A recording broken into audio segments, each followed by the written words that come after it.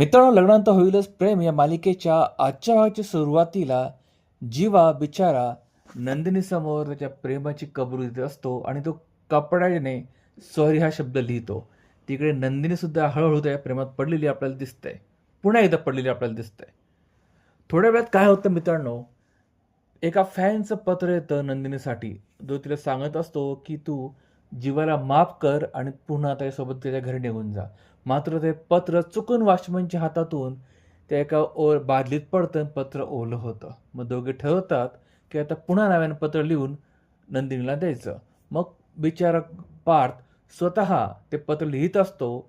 ननू काय ते त्याच्या फॅनने पाठवलं आणि हे लवकरच तो नंदिनीला पाठवणार असतो. मात्र त्यावेळेस नंदिनी खाली येते आणि तिला कळतं की जीवा स्वतःच्या हातानेच पत्र लिहून तिला पाठवतोय आणि नाव सांगतोय फॅनचं. मग ती भयंकर चिडते आणि तिला वाटेल ते बोलू लागते आणि तिला सांगते की तुम्हाला माहीत आहे की मला खोटं बोललं चालत नाही, आणि तिथून ती रागावून निघून जाते.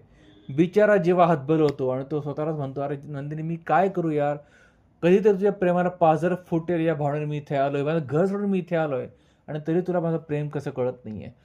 दुसरीकडे सीन शिफ्ट होतं देशमुखांच्या घरी, जिथे आता काव्य हातात एक कात्री घेऊन रम्या तिच्या आईच्या मागे लागली असते. कारण तिला संशय असतो की तिचा आवडता बोक्या याच्या माध्यमातून ती पारशी बोलत असते, त्या बोक्याला ह्या दोघींनी कापून टाकलाय.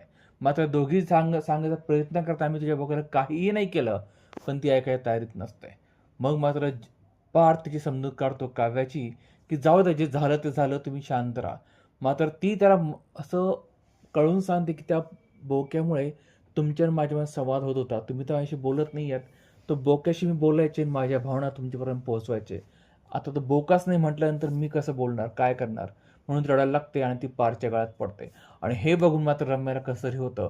आणि तेवढ्यात काव्याचं मंगळसूत्र पारच्या कोटच्या गुंडीमध्ये अडकतं आणि ती मंगळसूत्र काढण्यासाठी रम्या त्या मंगळसूत्राला हात घालते.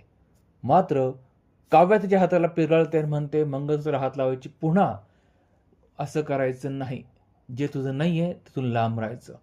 मग तेवढ्या त्यांच्या घरची आशा नावाची मोलकरीण येते आणि ती काव्याला तिचा बोका देते आणि ती सगळं सांगते की मी जेव्हा तुमच्या बेडरूममध्ये आले आणि कपडे धुवायला घेतले, त्या चादरीमध्ये हा बोका होता. आणि हे बघितल्यानंतर काव्य जाम खुश होते. आणि मग इथे रम्या आणि तिच्या आईचा सूर बदलतो आणि मग ते म्हणतात की बघा, आम्ही काहीही केलं नव्हतं, ह्या आशेमुळे केवळ आमच्यामुळे नाव आलंय आणि आम्ही काही केलं नसल्यामुळे आम्ही सगळ्यांची बोलणे खालीत, असं म्हणत रम्याची आई वसुहत्या त्या आशाला मारणार. तेवढ्यात काव्याचा हात पकडते आणि तिला म्हणते, आशा ताईला इथून पुढे हात लावायचा नाही, नाही तर गाठ माझ्याशी आहे. आणि मग रम्या जाम चिडायला लागते. मात्र पार तिला शांत करतो आणि काव्याला काही बोलायचं नाही आणि तुम्ही काय करू शकता हे मला चांगलं ठाऊक आहे, असं तो म्हणून त्यांना तिथून काढून देतो.